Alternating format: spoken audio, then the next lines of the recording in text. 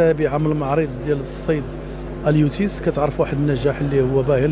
اليوم الثالث ديال المعرض. اليوم كتشوفوا العدد المهم ديال المشاركه ديال المهنيين والعدد المهم ديال العارضين في هذه الدوره هذه. هذا ما كيعبر الا انه كاين واحد كيعبر على النجاح ديال القطاع. وكنقول من هذا المنبر هذا بانه بكل صراحه الحكومه كتعطي واحد العنايه خاصه لهذا القطاع هذا. وكنعرفوا السيد رئيس الحكومه السعيد عزيز خنوش سير هذا القطاع هذا المزيد من 10 سنوات. هذا القطاع اللي كان كيعرف واحد السكته قلبيه، واليوم بكل صراحه بتضافر الجهود والتسيير المحكم ديال هذا القطاع اليوم كيعرف واحد التطور كبير. والى عطينا رقم واحد بانه ملي بدا البلون اليوتيس كانت الصادرات ديال المغرب 10 ديال المليار ديال الدرهم، اليوم راه 31 مليار ديال الدرهم. وهذا كيعبر على انه القطاع الحمد لله غادي في واحد المسيره اللي هي ناجحه. اليوم الى قلنا الهم الشاغل ديال الوزاره وديال المهنيين هو الحفاظ على الثروه السمكيه. والانتظارات ديالنا من هذا القطاع من الوزاره الوصيه هو نستمروا ونشتغلوا باش المخططات كلها اللي توضعات من خلال البلون اليوتيس توصل لواحد النتائج اللي هي مسطره. واليوم اللي كنطالبوا به ايضا بانه كل ما هو غير قانوني كل شيء تضافر الجهود ديال جميع المتدخلين في القطاع باش يتحارب بانه كيشكل واحد المشكل اللي هو كبير. كاينه مساله اخرى باش يعرفوها الاخوان كاملين ويعرفوها المهنيين بان اليوم كاين واحد التحول اللي هو كبير من التحول المناخ. هذا الشيء خلى واحد التاثير ديالو على الثروه السمكيه. وكنشكروا جميع الزوار ديالنا اللي جاو زارونا الاكادير، وكنقول لهم بان الجهه ديالنا من المنبر ديالكم بان الجهه كتعرف واحد التطور كبير وكتوفر اليوم واحد البنيه تحتيه اللي بغى يجي يستثمر عندنا في القطاع. راه كاينه بنيه تحتيه مهمه كتقدمها الجهه والمنطقه وجميع المنتخبون والجهه والناس ديال السلطه راهو كيوفروا جميع الظروف باش يكون واحد الاستثمار اللي هو في ظروف جيده. وشكرا.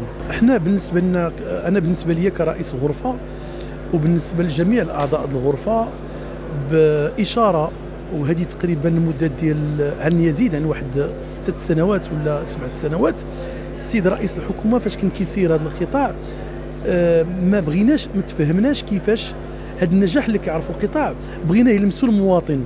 لقينا الخلل ملي كنشوفوا مثلا الاثمان ديال الاسماك اللي كتخرج من عند المجهزين واللي كتباع في اسواق السمك بالجمله كتخرج بواحد الاثمان مناسبه، وكيفاش كتوصل للمواطنين باثمان مرتفعه.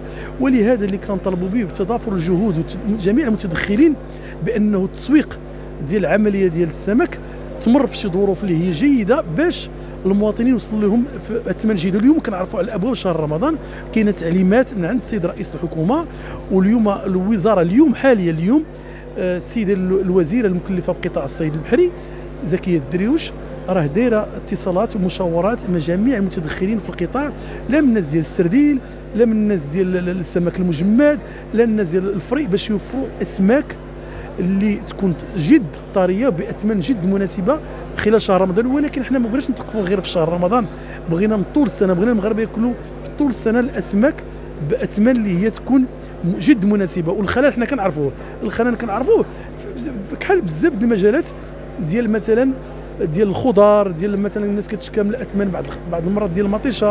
وهذا الشيء كنقولوا احنا بانه لي زانترميديير. حنا بغينا التسويق ديال السمك، حنا كنغرفه كنطلبوا بها، بغينا كما كيتم التسويق ديال اللحوم الحمراء يتم التسويق ديال الاسماك. محمد عضيد، عضو غرفه الصيد البحري الاطلسيه الوسطى اكادير. يعني اليوم الثالث ديال التظاهره ديال المعرض اليوتيس في النسخه السابعه ديالو اللي جات يعني تحت شعار اليوم يعني البحث والابتكار في خدمه الصيد المستدام. هذا المعرض اللي كيكون دائما بالرعايه ديال جلاله الملك محمد السادس نصر الله، اللي هو عباره عن تظاهره دوليه، واحد الفضاء يعني كيتلاقاو فيه واحد المجموعه ديال المهنيين مع النظراء ديالهم في يعني على المستوى الدولي، اوروبا وامريكا اللاتينيه وامريكا الجنوبيه، كذلك الافارقه اللي كانوا دائما يعني حاضرين في هذه التظاهرات. النسخه السابعه هذه كانت يعني يعني كان فيها واحد المحور اللي هو مهم، اللي هو ديال البحث والابتكار، اللي دائما كيكون في الخدمه ديال قطاع الصيد البحري. البحث ملي كنقولوا البحث كنهضروا على البحث العلمي اللي دائما كيكون في يعني كيكون دائما كيجيب الجديد والمستجدات في قطاع الصيد البحري، لا من خلال المصطادات ولا من خلال التكنولوجيات الحديثه اللي كنشتغلوا بها على متن المراكب ديالنا. التظاهره اليوم التظاهره السابعه، هذه النسخه السابعه اللي جات يعني في واحد الظروف استثنائيه.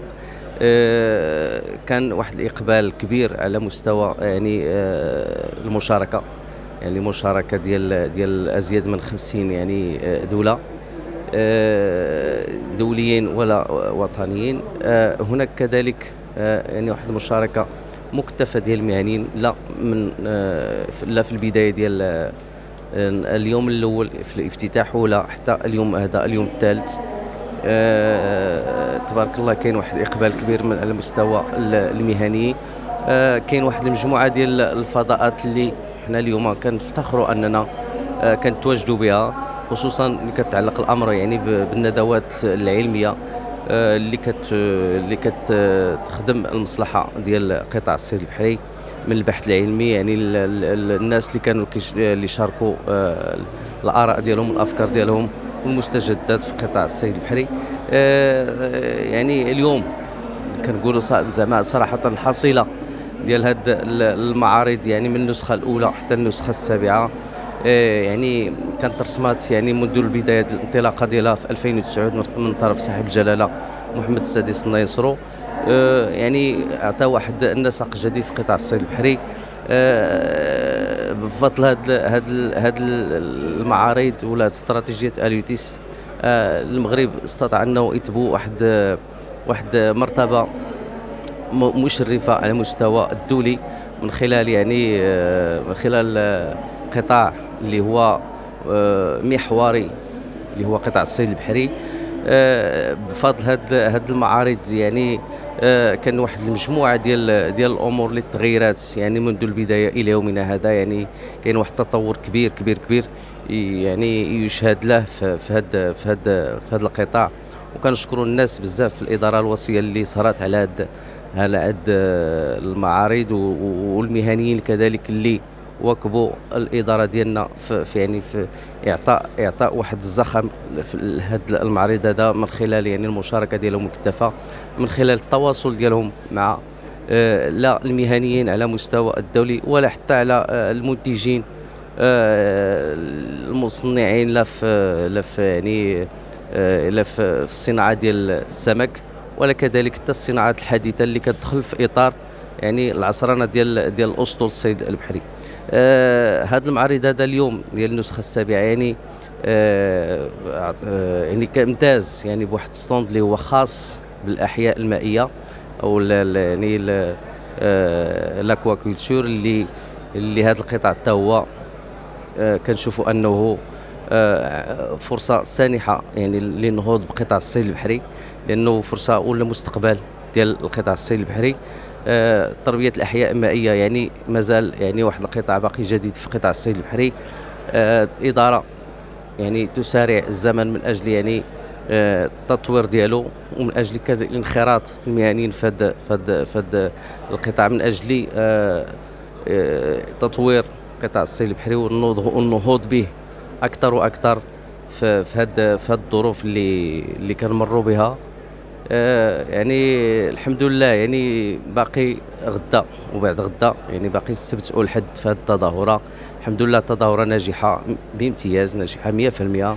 بالدليل يعني الحضور كان حضور مكثف من جميع المدن المغربيه، يعني من المدن الساحليه ولا كذلك حتى المدن الداخليه.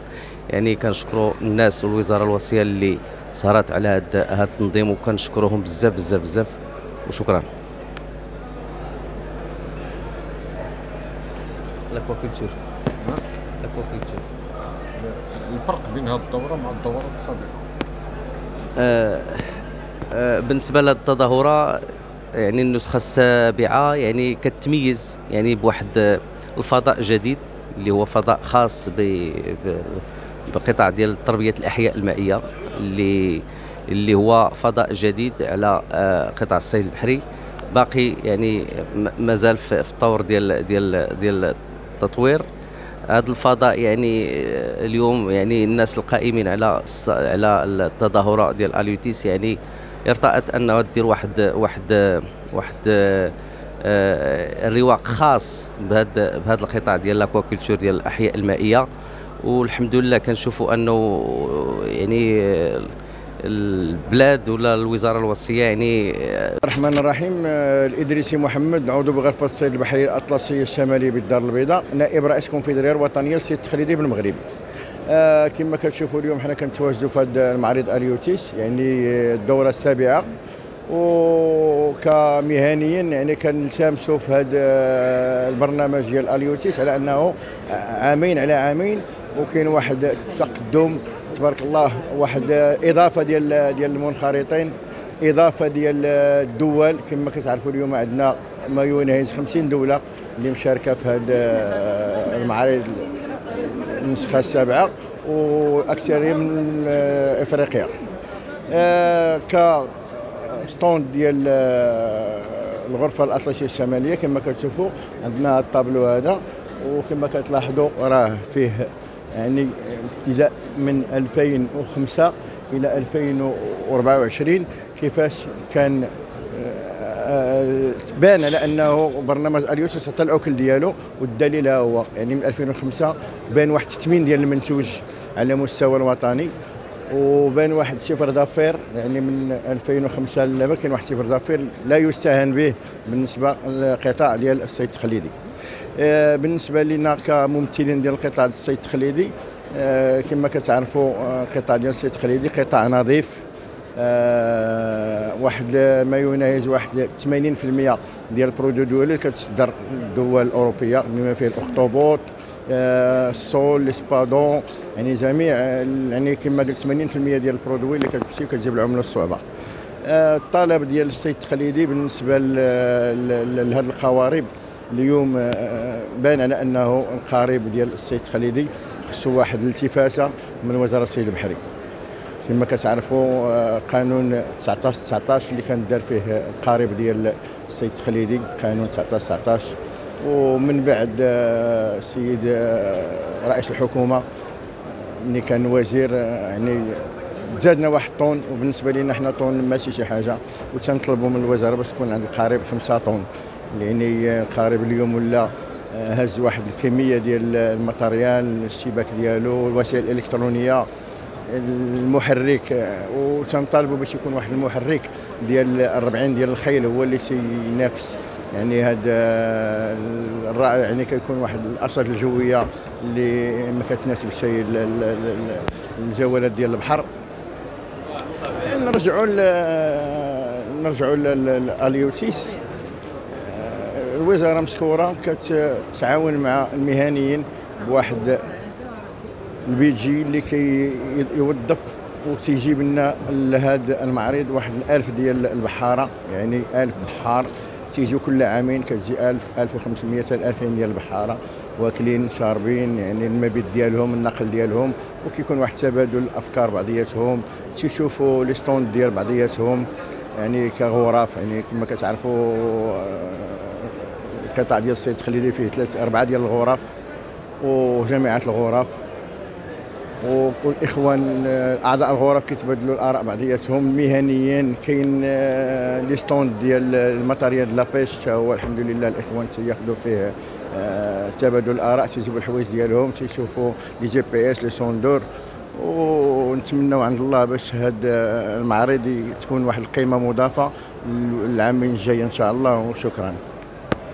كاين واحد القضيه في السوق حاليا، هو ان بعض الانواع ديال الاسماك كنا مقبلين على شهر رمضان، السربي، الميهنا، كتعرف واحد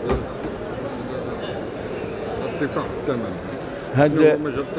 هاد النقطه نقطه مهمه، ويعني هذا السؤال طرح عليا 2 المرات وغيكون جمع في وسائل التواصل الاجتماعي في بعد الاخوان اللي طرحوا عليا هذا السؤال، والجواب ديالو باين على انه الوزاره مشكوره مع الحكومه مع المهنيين مع ارباب المعامل ديال التسويق وديال التجميد. تنخدموا في هذا الشهر ديال رمضان باش نطيحوا الاثمنه ديال الاثمنه ديال السمك في هذا الوقت. يعني حنايا كمهنيين ديال الصيد تنديروا الدور ديالنا. كيجي الحوت المجمد لجميع جميع المدن المملكه المغربيه ما فيهم الدار البيضاء مراكش، تيجيو يحطوا الحوت المجمد وتيساهموا من عندهم. ويعني الميرنه كتخاد ب 35 درهم ب 40 درهم بدل 80 درهم 100 درهم. تنتمنى باش وزاره الفلاحه كوزاره هي تخدم بحال هذا العمل اللي تدير وزاره الصيد البحري باش المواد الغذائيه يعني الخضر والفواكه تهبط. اما بالحوت احنا عندنا يقين على انه في رمضان كيطيح الثمن، وباش نوصل لهذا باش يكون واحد هذا طلب تواد المهنيين. يعني كنطالبوا ان شاء الله الرحمن الرحيم من بعد الولايه الجايه والانتخابات الجايه تكون عندنا وزاره وصيه، يعني وزاره الصيد البحري بدل وزاره الصيد البحري والفلاحه والتنميه القرويه الى ذلك. يعني كتكون واحد اداره مستقله وزاره الصيد البحري. نحاولوا نتمكنوا باش نخدموا مع الشخص اللي غادي يكون معنا. بالنسبه لهذا المعرض تعطى قيمه مضافه، وكنشكر السيده كاتبه الدوله على الزياره ديالها يعني الزياره ديالها اللي كانت جميع الرويقه من بعد الافتتاح مع سيد رئيس الحكومه وسيد وزير الصيد البحري. يعني الناس مشاو العمل ديالهم مشاو لهذه، والسيده كاتبه الدوله راه باقا معنا وغتبقى معنا حتى للختام، وهذا وعد من عندها باش غادي ان شاء الله ان تتعاون معنا ونتعاونوا معها باش نوصلوا لهذا القطاع المبتغى. وشكرا. ما تنساوش تابونوا في القناه وتفعلوا الجرس باش يوصلكم مزيد من الفيديوهات معكم تيفي.